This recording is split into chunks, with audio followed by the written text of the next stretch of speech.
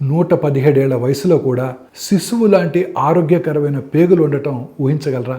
2024 వరకు ప్రపంచంలోనే అతివృద్ధ మహిళగా జీవించిన మరియా బ్రాన్యాస్ మొరేరా ఈ రహస్యాన్ని కలిగి ఉంది. ఆవిడ అన్ని సంవత్సరాలు ఆరోగ్యంగా ఎలా ఉన్నారో ఇవాళ మనం తెలుసుకుందాం. మరియా యొక్క పెద్ద పేగుల్లో బిఫిడో బ్యాక్టీరియం అనే మంచి బ్యాక్టీరియా ఎక్కువగా ఉందని పరిశోధకులు కనుగొన్నారు. ఈ బ్యాక్టీరియా సాధారణంగా శిశువుల్లో ఎక్కువగా ఉంటుంది. ఇది వృద్ధాప్యంలో వచ్చే ఇన్ఫ్లమేషన్ అంటే మంటను తగ్గిస్తుంది, రోగ నిరోధక శక్తిని పెంచుతుంది, పేగుల్ని బలంగా ఉంచుతుంది, మెదడు మరియు ఎముకల ఆరోగ్యాన్ని మెరుగుపరుస్తుంది.